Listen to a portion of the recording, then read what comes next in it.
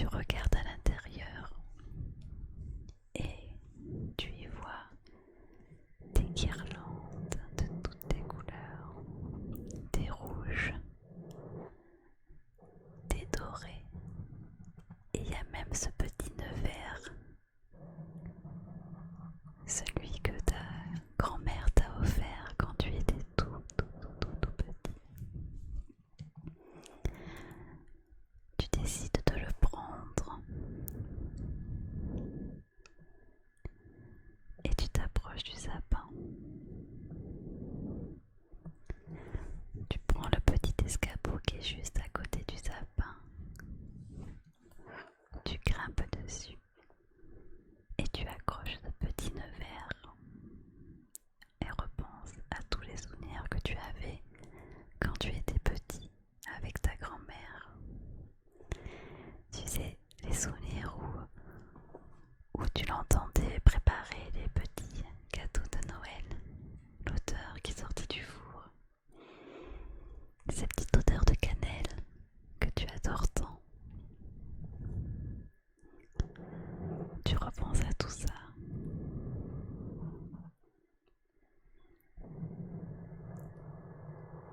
Tu es tout nostalgique, tu es heureux. Tu décides de te diriger vers la fenêtre. Tu tires un peu le rideau.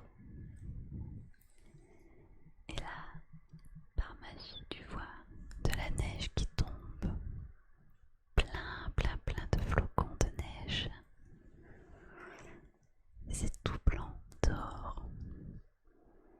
Il y a déjà bien 5 centimètres de neige. Tu es tout fou, tout fou. Et comme quand tu étais petit, tu t'amuses à faire de la buée sur la fenêtre et à dessiner un petit Père Noël avec son manteau et ses bottes noires.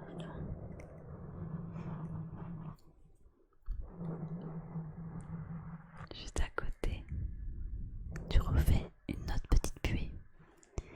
Et là, tu dessines 3 cadeaux. Un cadeau qui sera destiné pour toi. Un autre pour ta famille. Et un autre pour une personne que tu souhaites garder secret de.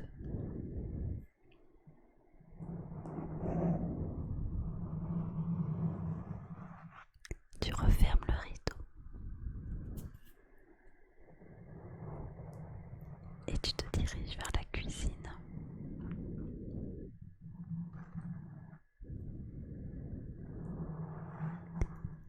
Dans ta cuisine, il y a une grande table en bois.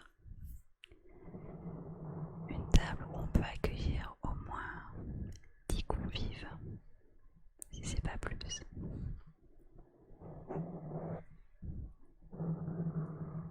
Tu ouvres ton frigidaire et tu prends une brique de lait. Tu la poses sur la table. Puis tu tends la main et tu récupères un verre dans le placard qui est juste en haut de l'évier. Et sur ce verre, ce qui est marrant, c'est ton verre de quand tu étais petit. Celui avec le Père Noël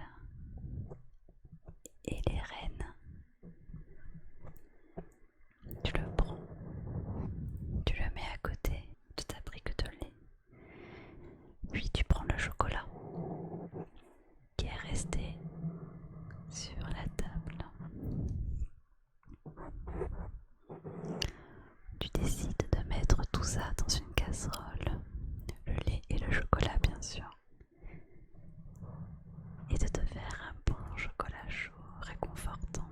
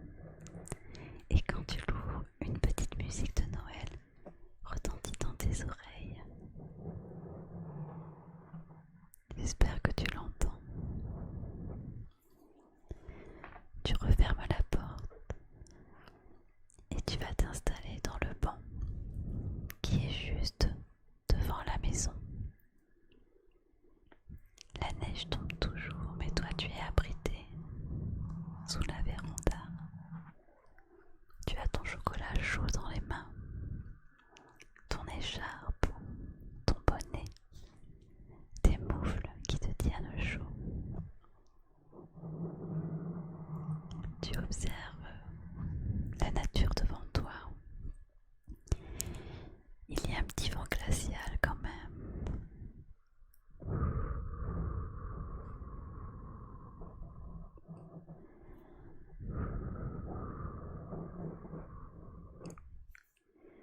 Et tu frissonnes quand le vent est passé dans ta nuque. Tu prends une gorgée de chocolat pour te réchauffer un petit peu.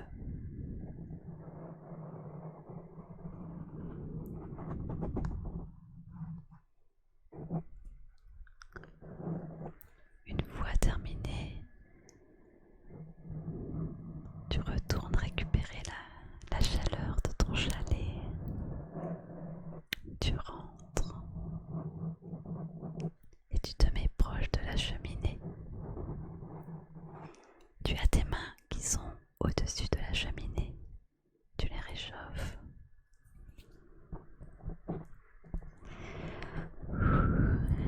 Il faisait froid dehors. La chaleur du foyer est tellement plus agréable.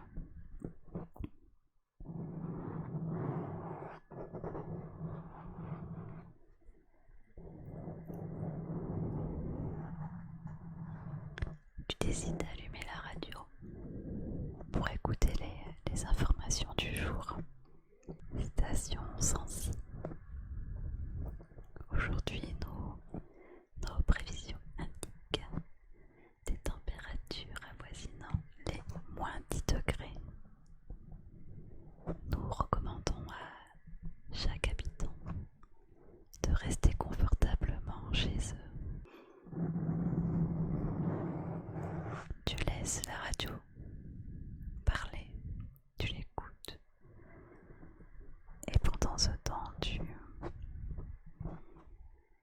te fais un bon petit jus de pamplemousse.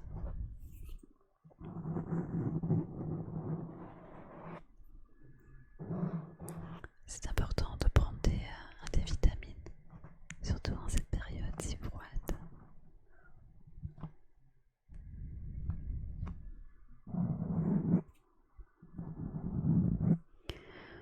Tu entends tout d'un coup à la radio qu'une avalanche. Il y a eu une avalanche pas très loin de chez toi. Tu te précipites par la fenêtre. Tu regardes, mais tu ne vois rien d'inhabituel. Tu décides de remettre ton manteau, ton écharpe, tes moufles et de sortir pour voir si l'avalanche que tu as entendue à la radio était vraiment proche de chez toi. Il n'y a rien pour le moment. Tu t'aventures un petit peu plus. Tu prends ce petit chemin que tu as l'habitude de prendre. Ce petit chemin où il y a le bonhomme de neige sur ta droite, celui que tu as fait il y a 2 jours.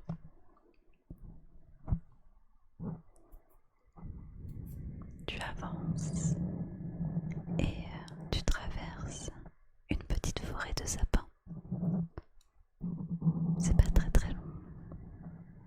On peut compter 15-20 sapins aux alentours.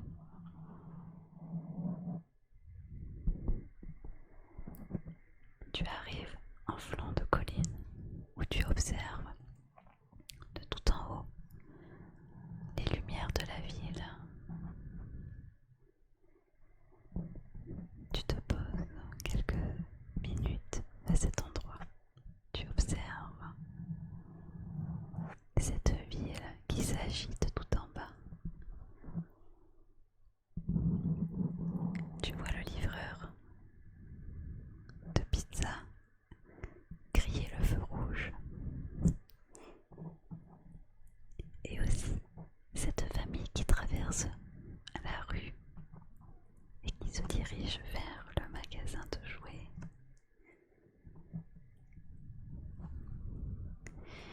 Et cette petite fille qui est tombée à vélo, mais tu vois son papa courir auprès d'elle.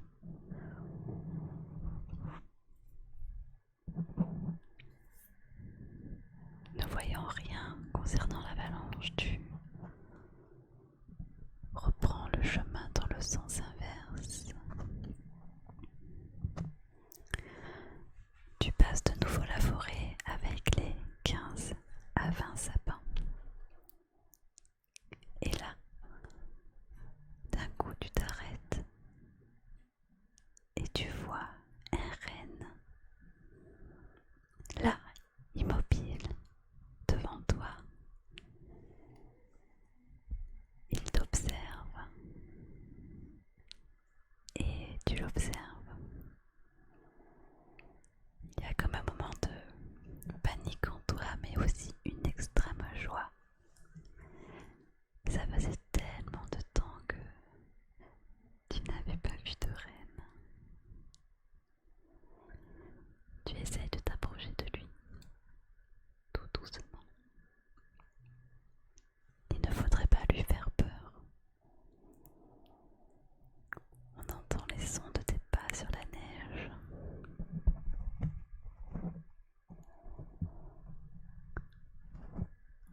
Le cerf ne bouge pas, mais il continue à t'observer. Tu es à 1 mètre de lui maintenant. Tu sens la peur monter en toi. Tu tends la main, tout doucement, délicatement, vers lui, vers son petit museau. Il renifle ta main. Et à partir de là, il se sent en sécurité.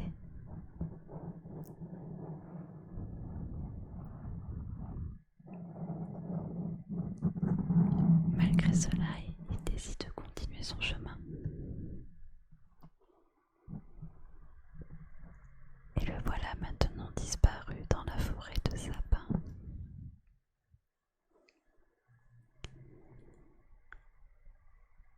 Tu reprends ton chemin, et tu retournes dans ton beau chalet. Ce soir, il y a des invités en plus car ce soir vous allez faire une raclette. Quoi de mieux qu'une raclette en cette saison froide?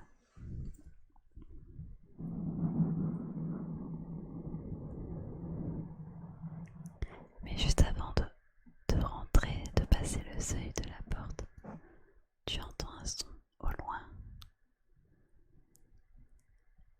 Un petit son. Celui d'un rouge-gorge. Ça faisait des années aussi que tu n'avais pas entendu un rouge-gorge chanter comme ça.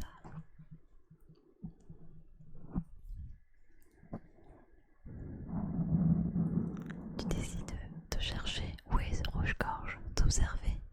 Tu lèves la tête et tu le vois là, juste là-haut, dans l'arbre. Celui qui est à ta droite, le grand feuillu. Il est là, à chanter. On dirait qu'il est même heureux de te voir. Tu l'observes, puis à son tour, il prend son envol et disparaît entre les flocons.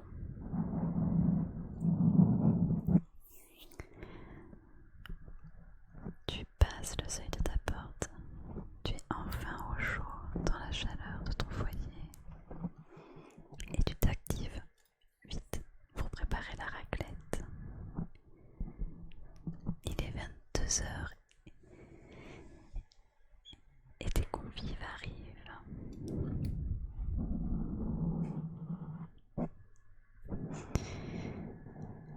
Il y a 5 personnes. C'est d'abord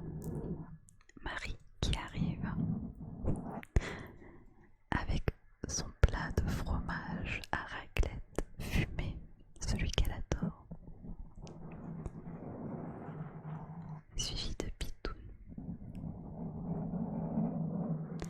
Emmitouflé dans son manteau et son bonnet.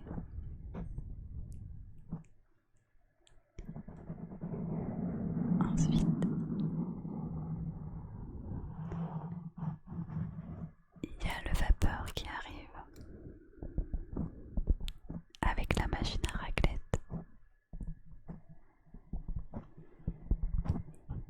Il enlève son manteau et secoue un peu les quelques flocons qui restent sur son manteau.